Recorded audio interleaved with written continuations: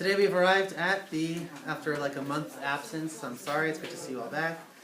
We are now at the 5th and 6th brachos of Shemona Esrei. I've skipped two, we're doing two today because I think these two are pretty much a unit. And you'll see not just because they discuss related issues, but because I think there's actually a literary theme developed within them. So we ended off last time, we did the bracha of knowledge, of da'at. And now we find ourselves at the brachot of Teshuva, on page 102, you can find them, and also of slicha, of forgiveness. So just at the outset, it's important to highlight, I think, the juxtaposition, let's do this first. It seems, if we read through the brachot, they read as follows. Hashivenu avinu l'toratecha, return us, our Father, to your Torah, v'karvenu malkeinu la'avodatecha, and bring us close, our King, to your service. V'hachzirenu b'tshuva shlema lefanacha, and return us in a complete teshuva before you. Baruch atah Hashem harotzeh b'tshuva. Blessed are you, Hashem, who desires repentance. And then further, Salach lanu avinu ki chatanu, forgive us, our Father, for we have sinned. Mechal lanu malkinu ki fashanu, pardon us, our King, for we have committed a crime. Ki mochel v'soleach ata, for you pardon and you forgive. For you are a pardoner and a forgiver. Baruch atah Hashem, chanun hamarbeh lisloach.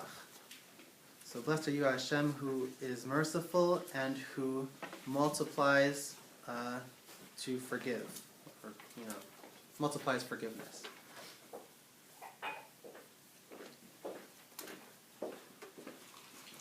I think that here, for the first time, you see, because I think that you see here something which appears in other brachot too, and as long as we're still at the beginning of the bakasha section, of the request section, I think it's important to note that it seems almost as if we are not always asking for requests that are truly personal, but there's some more lofty goal than only our own benefit. And I think that this is something that you really see here. For instance, in Slach Lanu Avinu, right? In the 6th bracha, for Slicha, for forgiveness. Why should God forgive us? Slach Lanu Avinu ki chatanu mechal malkinu fashanu. Forgive us, our Father, for we have sinned. Pardon us, for we committed a crime. Why? Ki mochel v'soleach ata. Because that's the kind of God you are, right? Not necessarily because normally you'd ask for pardon because your life would get better that way. I don't want to die. I don't want to suffer. Please give me good stuff, right? That's what most people think bakashot are about, that the request section of Shemona Esrei are about us fulfilling our needs through God's providence, right? Or asking God to fulfill our needs through His providence. This is not really saying because this is a need of mine, but more that it's something that fits, that's coherent with your nature, God, with who you are, right? I think we see something similar, even more pronounced actually, with in the bracha of Rifa'enu on page 104. We ask God for healing. And this is a pretty easy one. You might say, God, please heal us, for we are sick. We need to be healed. It's not good for us to be sick. But it doesn't say that. It says, Rifa'enu Hashem b'nei Rifei. Heal us, God, and we will be healed. Hoshi'enu v'nivashea. Save us, and we will be saved. Ki tehilatenu ata. For you are our praise. Right? It's not quite the sequence we would have expected. In some ways, it's actually a non sequitur altogether. Heal us, for you are praised. What do you mean? Heal us, for you are the praise. That doesn't make any sense, right? Something similar appears in the insertions that we have for Shemona Esrei during the Aseret Yimei Tshuva on page 98. Zoracharenu l'chaim, remember us for life. Melech chafetz l'chaim, who is the king who desires life. V'chafenu b'sefer chaim, write us in the book of life, that's the gray box. Lema'ancha Elokim chaim, for your sake. What do you mean for your sake? It's for our sake. But all of this, I think, supports the idea that even in the Bakasha section, not that that was in the Bakasha section, but I mean, it's a request. But even in this bakasha section, this request middle section of Shemona Esrei, after the praises, first section is typically considered to be praise, the end is considered to be thanks, the middle section is considered to be requests. But even in the request section, it's not totally selfish requesting. Even beside the point that we're asking for each other, not just for ourselves, it's all in plural language. But even more than that, a lot of this is for us to be able to provide a greater service to God, right? We want to be healed. Why? In order to better praise you, God. And so too, I think, if we truly understand what this is doing here, Hashivenu avinu l'Toratecha, return us to your Torah, v'karvenu malkeinu la'avodatecha, and bring us close to your service. Then, this is it's the second, that Teshuva bracha is the second bracha of the Bakasha section. In some ways, I think it actually is kind of the first. Da'at, which we studied last time, is, I think, the prologue to the Bakasha section. We ask for knowledge, and we'll see why these two things are intrinsically connected, in order to provide us with the insight and the clarity to return to God. This is the point, though, is returning to God and becoming closer to Him and closer to His Torah. And that, I think, is what actually influences the rest of our bakasha too. When we request things from God, it's not just because they are things we want, but it's because these are things that will help us get closer to Him and become better servants and patrons of His religion. So having said that, I think it's important to understand the juxtaposition of the first two brachot here, knowledge to Teshuva. And for that we have the first source from Mesilas Yesharim. I have two sources this week from Mesilas Yesharim, and that's because I happen to be learning Mesilas Yesharim, so it's convenient for me. Mesilas Yesharim, the first source, is from the second parak, where he discusses, Mesilas Yesharim, Path of the Just, written by Rav Chaim Luzzatto in the very early 18th century, I think. Middle 18th century, something like that. He writes, this book is basically a stage development in holiness. Okay, how do you get from zero to prophet? Pretty much. And the first section of the book, he lays out like the plan. First you have to work on this character trait, on that character trait. It's a stage development. It's not quite as simplistic as that, but that's how it's laid out.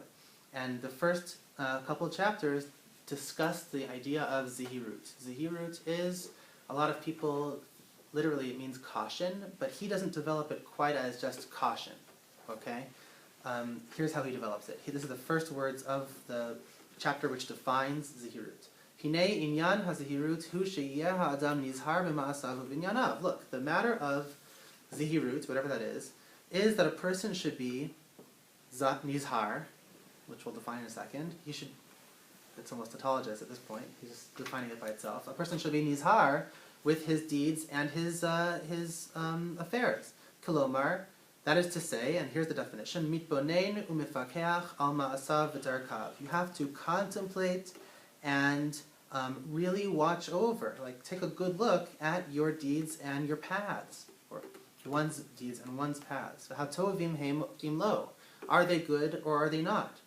Levilti azov nafsho sakanat havadon chas v'shalom, so that a person should not abandon his soul to the danger of ultimate demise, God forbid.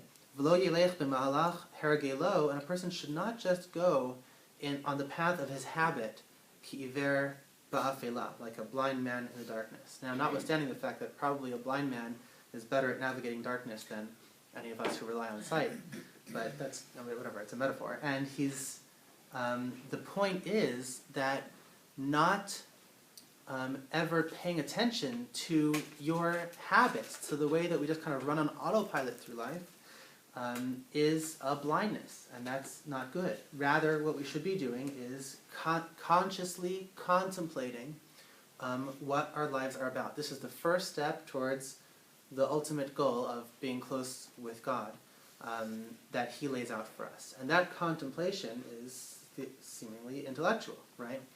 That's why the first bracha I think it follows the same steps here.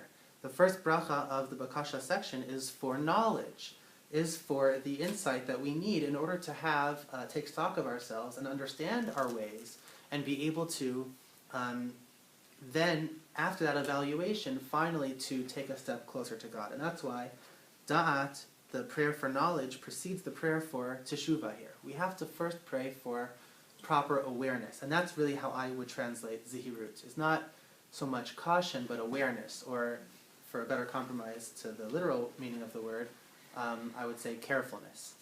Okay? Because being careful is taking care. Right? It's both being cautious and also taking some kind of awareness into account. And this brings us to Teshuva. Now, one of the very fascinating things about Teshuva here is that it seems to it's an interesting request to make, right? Of all the things that we ask from God, this one actually isn't something that He should be responsible for, right? Teshuva is something that should be our job to do. What do you mean, return us, God, right? It should be something entirely different. Hey, God, I would like to do, let me do it. I don't know, not you do it. Why should God at all be involved in this process? The person who has to repent is not the Lord, master of the universe, but the, vassal servant who went wayward. Are we praying to Him to accept our forgiveness? Forgiveness. Well, that may be the bracha for forgiveness, right? Salach lanu avinu, please forgive us. Maybe that means accept. Well, a lot of people actually say this, be careful how you say this bracha, because asking for forgiveness without first doing teshuva is pretty chutzpahdik. Mm-hmm. So before we even say that second bracha of our two, it's important to do teshuva. But the teshuva isn't his to, Right. isn't his to perform, and that's actually what it literally says. Hashivenu avinu, return us.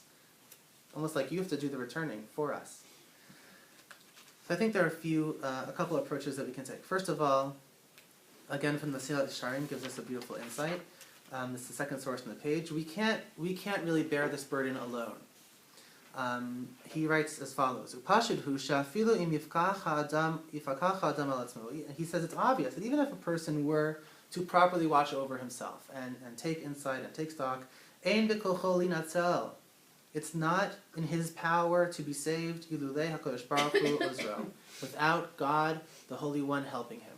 It's not in our power to accomplish spiritually what we aim to accomplish without God's help. Ki ha'yetzer hara, for the evil inclination, takif me'od, is extremely powerful. And he goes on and explains in more detail that actually spiritual heights are not really...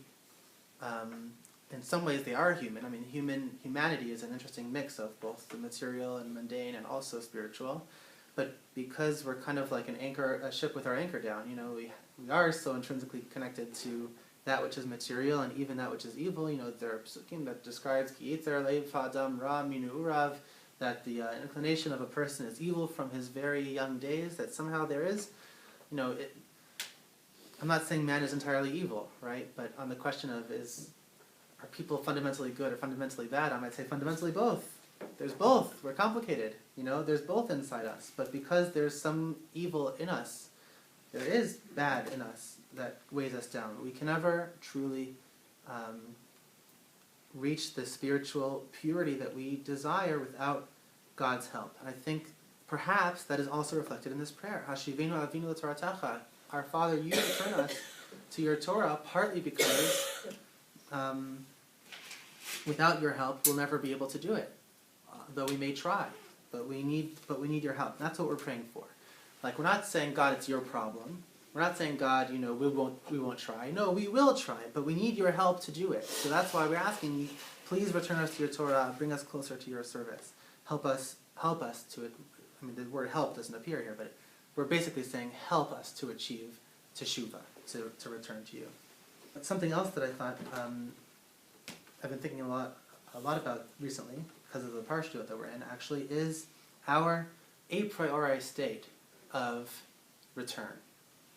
That it's not like, and for this also, I think it's a further development of the Mesilat Yesharim, of the Ramchal's idea that we somehow need help in this matter because we start off needing the help. And that's the third source that I quote for you. There's the famous Gemara of Nida that we all learn the Torah in the womb. Melamdo oto kol haTorah kula, says the Gemara. That somehow someone teaches a baby, a fetus in the womb, the entire Torah. V'kivan shabel la'avir ha'olam, and once the baby arrived to the air of the world, breathed its first breath, ba malach, an angel comes, v'sitro al piv, and smacks him in the mouth.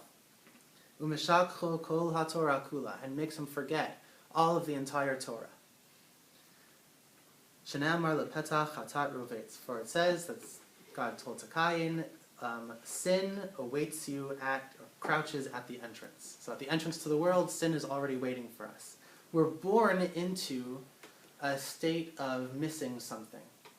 Okay, it's similar to the Jewish people in the Torah. We view, the tradition views our slavery in Egypt as an exile, right? It's called Galut Mitzrayim, the exile of Egypt, which is interesting because we never were in control of a country and then we're kicked out. Usually we think of exile as you were in the land of Israel, then you got kicked out of it forcibly, and that's called exile. And whatever happens to you afterwards, we usually view exile as the second step in the process, right? It's true that the Avot lived in Israel. They never really took it over, ever. They just we all kind of ended up in Egypt. So it wasn't the second step of a process. We were kind of kicked out of somewhere. We started off in exile, similar to this. We started off already having missed something, already having sin take hold of us, right? And for that reason, it's almost like it's an inborn state where everyone is, people like to say oh, he is a Baal Tshuva, she's a Baal Tshuva, Doesn't make any sense. We're all Baal Tshuva. Everyone, Teshuva is an a priori state of our very existence. That's something that we are born into. That kind of defines the mission of what a human being is, right? It's our whole lives. Our goal is to recover what we lost by even coming into the world. It's not like if you're a bad person, then you have to do tshuva. No, whoever we are, we're always trying to recover, always trying to grow, and ultimately come closer to God. Look, these are the words. Hashivenu avinu Toratecha, bring us closer to your Torah, return us to your Torah, v'karvenu malkin lavotecha, make us close to your service. Only at the end, v'hachazirenu b'teshuva shlema lefanecha, then, and bring us back into teshuva before you. Teshuva is like the afterthought of the bracha. The main point is to bring us close to those things that we always are trying to perfect. Everyone is always trying to do better at.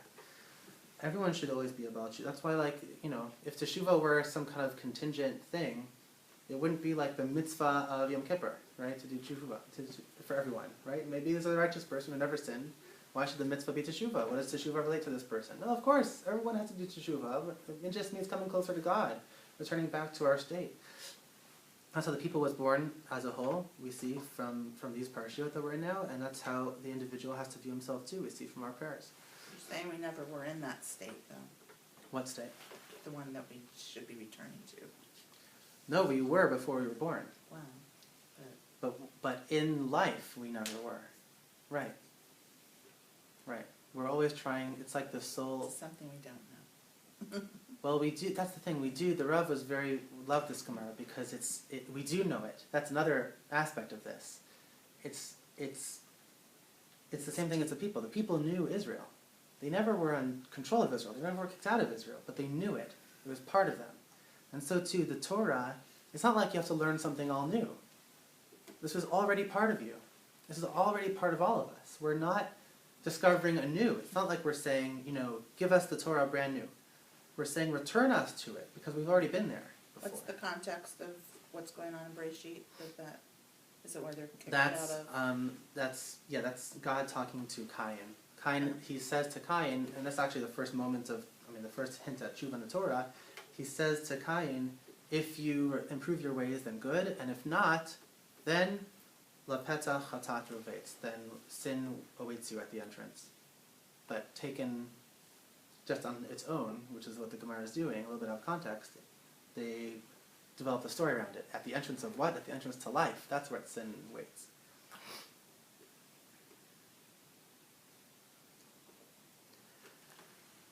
And finally, to answer this question again of why we're asking God to do it for us, it's kind of a misleading question, the truth is, because I think that, and many people point this out, it's actually not, we're not actually, I mean, that's part of the bracha, Hashivinu Avinu, we're asking God to return us, but at the end is something interesting. The bracha closes off, Baruch Atah Hashem harotzeh b'tshuva, right? Blessed are you, Hashem, who desires teshuva. This is unique, or there's only one other bracha like this in the entire Bakasha section. It totally breaks the pattern. Most of our brachot end off, God, you do the following. God, give us knowledge. You are chonein hada'at. You grace us with knowledge. We say, God, redeem us. Why? You are Goel Yisrael. You are the Redeemer of Israel. Heal us. Rofei Cholei Amo Yisrael. You are the healer of the sick people of Israel. Bless us. Mivarei Chashanim. He who blesses the years. This is not like God does anything. This is just saying you like Teshuva. Right? All the other brachot end off. This is what you do. You give us knowledge. You heal the sick. You bless the years. Here, we're not saying that you return the people into Teshuva, like you return the sinners. Right? It doesn't say that. It says you like Teshuva. There's one other bracha like this in the Bakasha section. It's the bracha for justice, for courts that are just, on page 106.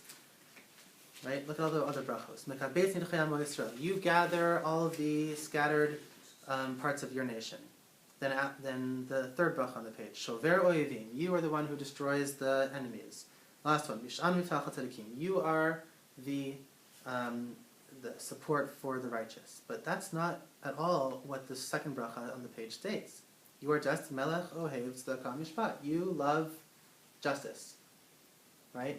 It's not like you do anything. You just like that. Right? So these two brachot are actually together are unique in the whole section. And I can't remember where I saw it, is that I think I've been using a couple of svarim to prepare. So one of them is by the Sifsei Chaim, called Rinas Chaim by Rav Chaim Friedlander. He's a contemporary. He's writes great stuff. And another is Talei Oros, which is a collection of different commentaries on the Siddur, on everything, but this one's on the Siddur. So he says, someone in there argues as follows, that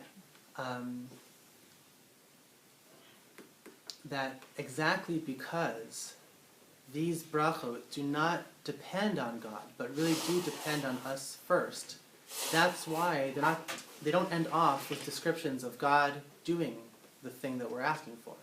They just say, God, you love this so much, that's why we're counting on your support as we achieve these things. For justice, we ask God to set up our courts, and for Him, it's interesting, to return our judges. But ultimately, justice is upon us to mete out, right? Being righteous and just is not God's responsibility. That's our responsibility through our courts and through our teaching and through our values to express justice and righteousness. And so too here. Teshuva is not God's responsibility ultimately. It's our responsibility. That's why the bracha ends, harotzeh b'tshuva. You desire teshuva, but it's really our responsibility to do. And again, we rely on God's help for this. And there are, I missed a couple of great sources. Whatever, let's get them. If you go to the bottom, turn a page. This is from the title got cut off, but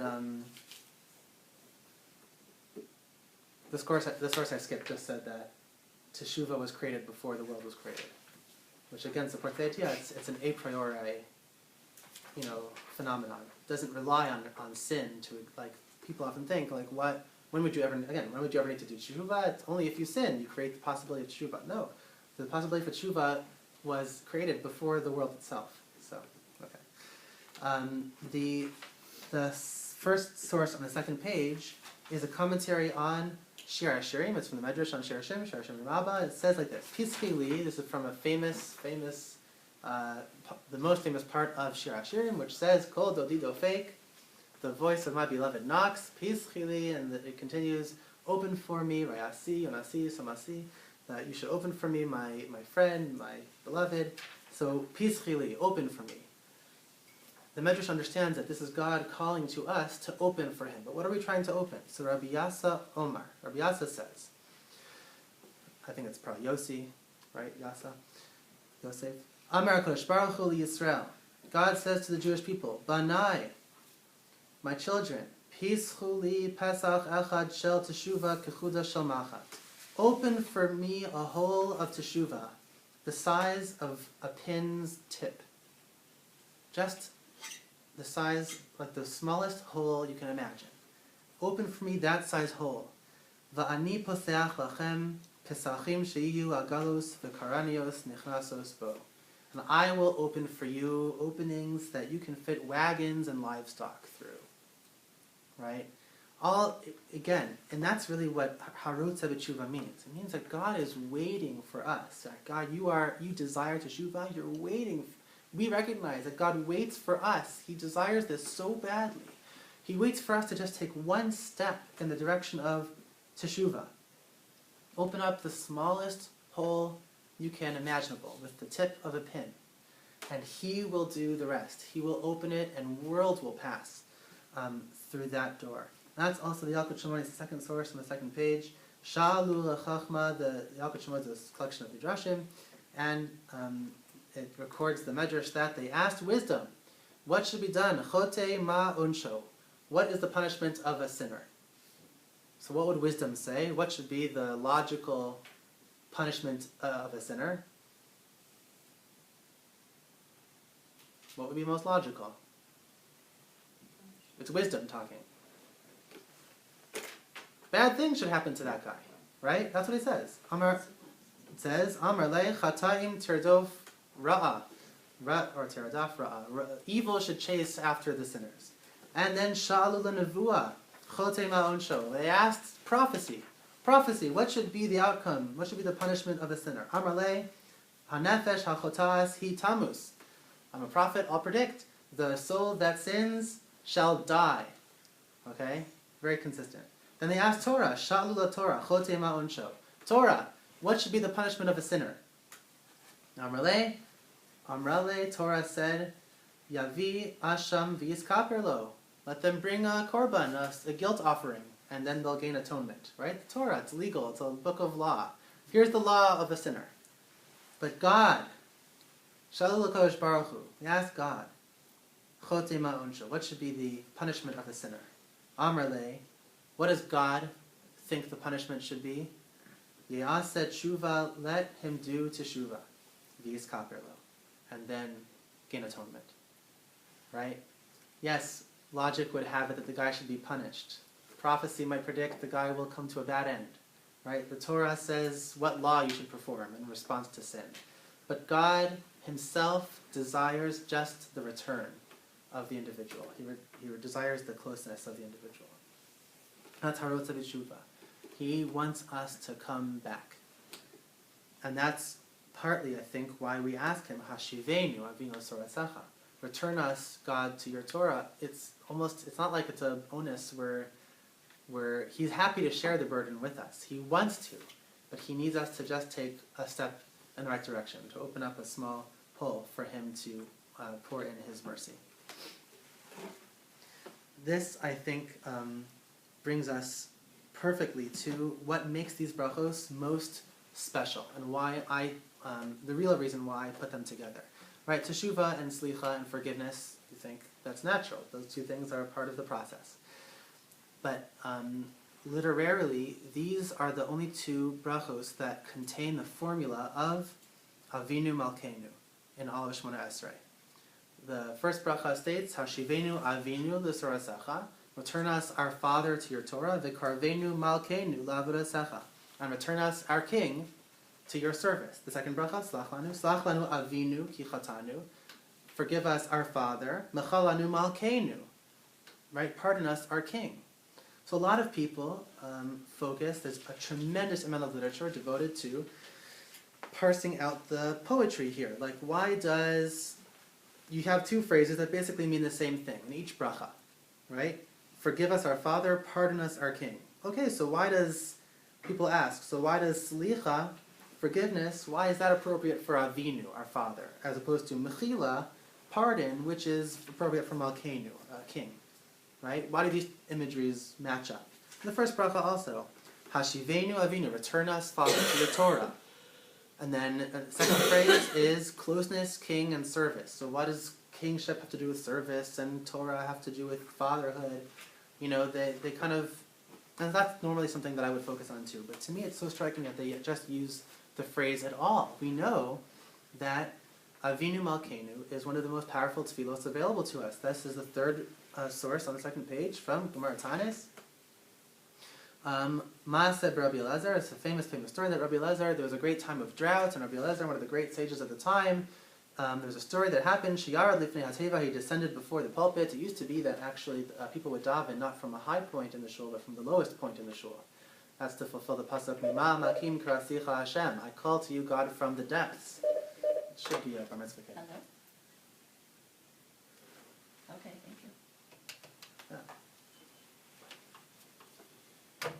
Thanks.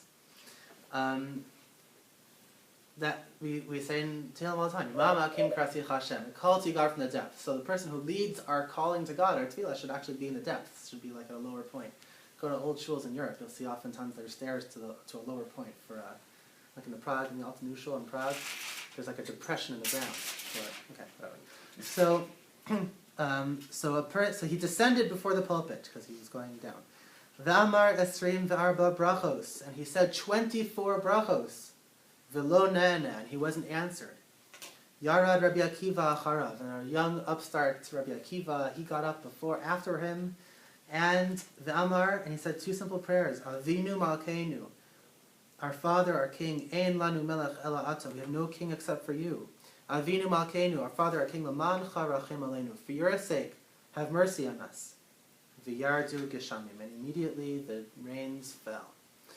Havu rabbanan, miranane rabbanan. So the rabbis began to murmur. They were like, well, this Rabbi Elazar fellow, I mean, he's so impressive, he said 24 whole brachos, and nothing happened. This guy Rabbi Akiva gets up there, and, you know, look at his, he's able to accomplish rain immediately. Yatzta baskol ve'amra, so a baskol, an echo of God's voice, emerged and said, Lo mipnei shezeh gadol mizeh, don't think that this one is greater than that one. Rabbi Akiva isn't so different from Rabbi Elazar. Ela shezeh ma'avir al midosav, but rather this was able to pass over or overlook his character. But it means probably that he's a very forgiving person.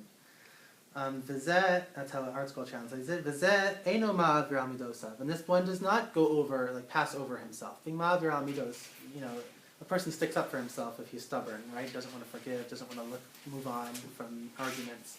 Being ma'avir al hamidos means you are able to overlook those things. You don't need yourself to be defended. You don't need your honor to be, you know, upheld. Take a photo. What? I'll take a photo. Yeah, that'll be deleted from the video. They said deleterious, so then. Yeah, well, it balances out. Yeah. Well, so that's why Rabbi Akiva was answered. You know, I don't. It's hard for me to understand this Gemara. The Gemara here it says this one is not greater than this one. One is not like Rabbi Akiva is not greater than Rabbi Elazar, but you know Rabbi Akiva is a more forgiving person. What do you mean? That means Rabbi Akiva is greater than Rabbi Elazar. You know, it says the first half of the sentence is Rabbi Akiva is not greater. The second half of the sentence is, well, he has this better quality. You know, that sounds to me like he is greater. Maybe so. I thought. I mean, just me. I don't know if anyone else says this, but I think perhaps this has to do with the prayer itself. Right? The prayer itself is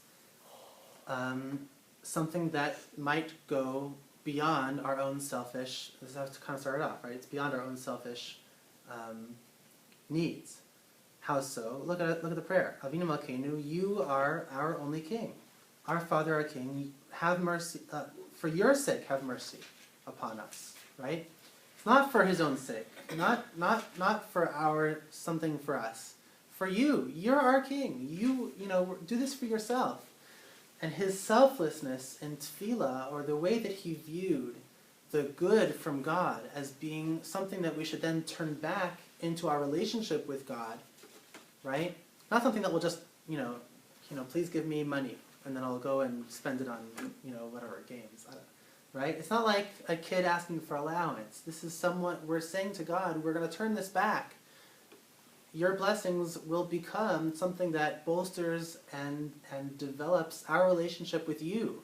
That perhaps I think is what the Gemara is hinting at, that he's ma'avir al midosav, he goes over his own, he kind of overlooks his own character, his own personality, because his tefillos are for the people, but for the people for God, right? For the people to come back and to turn it back to pay it forward, almost, or to pay it back to God. And that is something so powerful about the Avinu Malkeinu altogether. When we say Avinu Malkeinu, you know, we're appealing to our relationship with God, right? What else could we be saying? Avinu Malkeinu, our Father, our King. There's a wonderful, wonderful book, which I forgot to consult before coming here this morning, called by Rabbi Zelig Pliskin, called Our Father, Our King, which is basically a meditation. It's like 150 chapters, 2-page chapters, that are just meditations on the idea of thinking about God as our Father, our King. And looking at simple things, like look at anything in life, and then look at it through the lens of standing before your Father, your King. Right? The God, Master, Creator of the universe. And everything becomes so much more amazing. Like even the fibers of your clothes.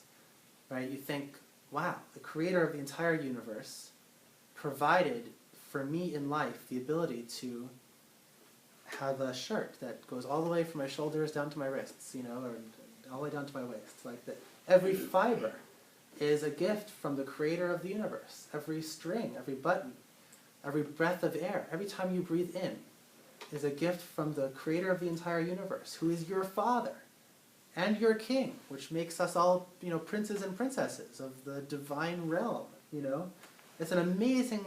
Everything becomes like, it blows your mind. And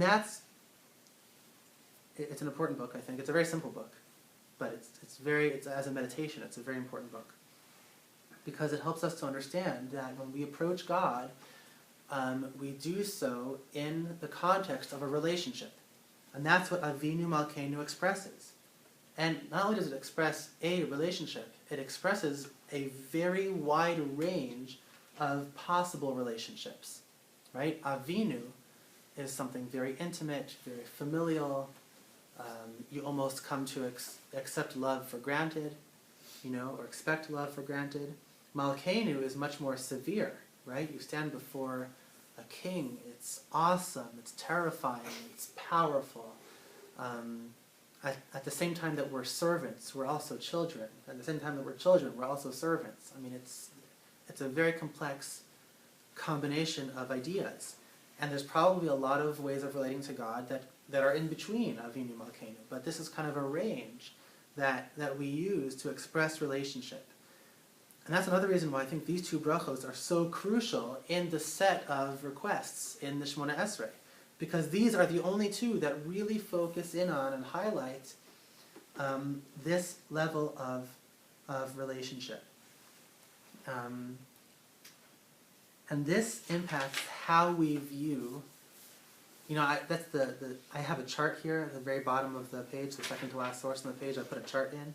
This is to kind of, I don't know if this is accurate, but it's worth expressing. When we learned the first bracha of Shemona Esrei together, I suggested the possibility that it's actually the entire first bracha is built upon a structure of 3 that correlate to the Avot. Right? Abraham, Yitzchak, Yaakov. That's how it kind of starts off. Elokei Abraham, Elokei Yitzchak, Elokei Yaakov. The God of Abraham, Yitzchak, Yaakov. Then Hakel, Hagadol, Gibor, Nora. Right? Then Gomel Chasedim Tovim. That's one. Requires to Abraham. Konei Hakol. Requires everything for Yitzchak. Whatever. And it goes on. And here I think that I actually developed that pretty convincingly for myself for that. This I'm not sure if it's a convincing argument, but you could, and I did here, break down this bracha of Hashivenu into the same kind of breakdown. Hashivenu avinu l'Toratacha, return us our Father to your Torah. This might correlate to Abraham. Abraham, after all, if we're talking about the image of a father, Abraham was the father of fathers, right? He was the first of our forefathers. So it makes sense to talk about Avinu if it's an Abraham category we're working inside of. also to return us to the Torah itself as God's teaching. It's a parental kind of activity. In fact, that's the mitzvah of teaching Torah in the Torah, is to our children, right? So that the overflowing closeness that we explored in the character of Abraham and the history of Abraham, that he represents for us as an ability, as a possibility for relating to God, I think is expressed in these first few words, Hashivenu Avinu L'Toratecha. Then we have V'karvenu Malkeinu La'avodotecha, and bring us close, God, our King, to your service.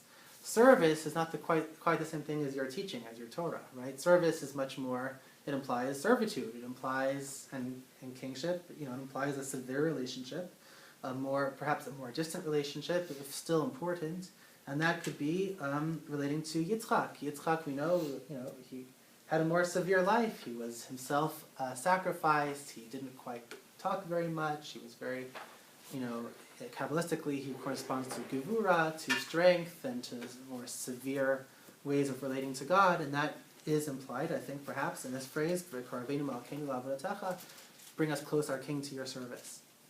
In fact, V'karvenu, bring us close, is the same word as korban, as a sacrifice, which certainly corresponds to Yitzchak, who was himself a sacrifice. Then we have a phrase, and I argued however many months ago, that Yaakov is kind of the combination of these two things simultaneously, somehow a mixture of Abraham and Yitzchak, the overflowing, kind, happier kind of relationship to God, and the more severe, awesome relationship to God, and they're combined. And I think you see that here too. Ha'chazirenu b'teshuva shlema lefanecha. Here you have both concepts. Ha'chazirenu, return us, is almost like v'karvenu, to bring us close, right? To return us to and to bring us close to are pretty much parallel concepts. And b'teshuva, in return, also corresponds to hashivenu. So here you have the two concepts kind of being combined. Lefanecha, before you, God, is a Yaakov concept. Standing before God, the Rav describes as a dichotomous experience. You're both close to God, but also in being close to Him are scared of Him almost, or in awe of Him. So you have both elements. The distance that's highlighted by our closeness, and the closeness that is inherent in being close.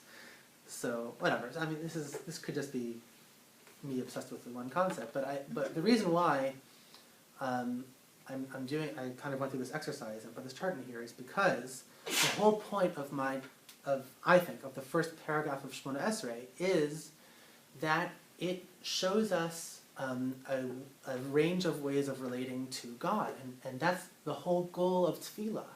The goal of tefillah is to approach God, to relate to Him, to develop a relationship with Him, and that is essentially the content of these prayers. To return us to your Torah, these two concepts are intrinsically the same, right? Is to bring us closer to you in relationship. That's how it ends off. To bring us to complete teshuvah before you, in relationship to you. And because the tefillah is basically about relationship to God, it makes sense that it expresses also in its content the range of relationships that we saw in the introduction to tefillah in the first paragraph of Shemona Esrei, and by using the Avinu Malkeinu, and perhaps the three categories that we discussed before, perhaps apply here as well. And one more analysis of what it means to, how these things work out. Avinu and Malkeinu. A lot of commentaries suggest that Avinu is actually much more, our Father is much more likely to forgive us and much more likely to see us doing good things than our King, our Melech, right? Look at this. Salach lanu Avinu ki chatanu, right? The second of the two brachot. Forgive us, Father, for we have sinned. So a chatat, ki chatanu. What's chatat? Right? The chet. And in the Chumash, chet or chatat is actually used for accidental sins, not purposeful sins. In fact, I used to live in Israel, and when you play basketball with Israelis, not always does everyone hit their shots. Sometimes they miss. So when a person misses, I was shocked the first time I heard it, but it made so much sense to me. It was amazing. Person, put up a shot. It was, I think, a fellow named Muntz, if I remember correctly, and he missed. So he said, "Oi, chatati," and I always thought that meant I sinned, right? It's like, oh, it's okay, take it easy. You didn't do anything wrong. Like, it's just a game, But he didn't mean that. He meant I missed. I missed, almost like it was an act, which is really what the word means. It means you missed the mark. That's what it actually means, and that's how it's actually used. If you sin accidentally, then you bring what's called a korban chatat, a korban for accidental sins. If you sin intentionally, that's an entirely different scenario. So here we have, this is pretty much preserved. Slach lanu avinu ki chatanu. Forgive us, Father, for we have sinned. In what way? Accidentally, right? So Yabudra, and whereas for Malkeinu, Mechalan Malkeinu ki fashanu, pardon us, our King, for we have, Pesha is more of a crime, right? Where you go and you really commit something bad. The Abu Raham, a famous a Rishon who was famous, medieval commentary, who was famous for writing a commentary on the Siddur, he writes as follows. It's the third to last source on the second page. My favorite word, the anti-penultimate source. Shekol zidonos she'ose haben, all of the intentional sins, he says, that a child commits, domos lifnei ha'av kishegagos, are like to a father as accidents. It's an amazing thing. A parent, they look at their kid, like a teacher. This is a frustrating thing about teaching, right? When you teach, so the kids obviously do not want any part of it, right? They're going to fight you. They would rather play. It's just a fact, right? So they don't want to be told to memorize things or to learn. And sometimes they do. I'm not exaggerating, but for the most part, they just want to do their own thing. They want to be on their phones. Now, so let's say a kid gets in trouble. Okay, a kid does something bad. So you go to the parents, right? Your partner in educating the children. The problem is that to a parent, the kid does nothing wrong in most circumstances. So a teacher has an impossible job because you can't battle the kids without the parents' help. You're certainly not going to get the parents' help, so it's kind of you're on your own. But not always. But this is why there's a lot of attrition in teaching. But So that's what he's saying. He's saying that for a father, right, he'll always have, we'll say like, oh, this guy is lost, he's lost, or what a terrible thing he did. A father or a parent, mother will always think, no, you don't understand. There's something you're missing. It's not really his fault. There's always some kind of extenuating circumstance, or he didn't know, or there's something else going on. Which is, so in some sense that's part of the prayer. We're saying, God, look at our sins as a father would. Look at our sins as just being accidental. But the prayer does go on, right? It goes on and it says, forgive us, our King, for we have committed a crime. So the last source on the page, from the Aro Savash, I think of Yosef Eibishitz, who was modern, he wrote, his last verse on the page, Ki az anu yordim mimadregas ben. Why did it continue? Why not just stop with, Slach lanu avinu ki chatanu? That's it. All we need to do is ask God's forgiveness as a father. He is our father after all. All of our sins, whether intentional or non-intentional, will be looked at as unintentional. Great. Why go on? And he writes because of the following. This is the last thing I'll say. Ki az anu yordim madrigas ben. Sometimes you can descend from the level of a son, of a child. Ve'anu rak b'madrigas eved. And you can do things that are only at the level of a slave, of a servant. Ve'hu malkeinu adonenu. And in that sense, he is only our king, our master, and not v'lo avinu, not our father. How so? What does that mean? God is always both our father and our king. What do you mean sometimes he'll be our father, sometimes just our king and not our father? I think it means as follows, and this is connected to the last thing, is the end of the bracha for slicha, for forgiveness is Baruch Atah Hashem Chanun HaMarbe Lislach, who is merciful and multiplies forgiveness, or forgives us a lot. I think what's implied here in forgiving us a lot is that it's not just like a one-time thing. And this is I think worse than the sin itself. Every single Yom Kippur, let's say, right? We come back to Hashem with pretty much the same laundry list of failures and wrongdoings as we had the previous year, as we had the year before that, and the year before that. You know, in a friendship or relationship, you know, in any interaction with an individual, okay, you make mistakes, you say things you don't mean, you have arguments. Those things really aren't problems in relationships, right? Everyone makes mistakes. Everyone gets in a fight sometimes, and you move on. The thing that really damages relationships is when those things repeat themselves over and over and over again. Partly because that means that whatever you're fighting about or whatever mistake occurred is really not the issue. There's really something else going on. And it probably is more inherent to the relationship itself, which is a problem for us when we approach God, right? It's not just that I keep, I don't know what it is, you know, pick a sin. It's not that I keep saying Lashon Hara because it was a mistake each time. That's really not the case, right? We all know that. It's because I actually don't care enough to not speak it. It's really because it's not because like, oh, I forgot, you know, or because it slipped, or, you know, it's because I really didn't care about that individual when I spoke Lashon Hara about them, or because I really didn't remember that God was listening, or feel God's presence when I spoke Lashon Hara or listened to Lashon Hara.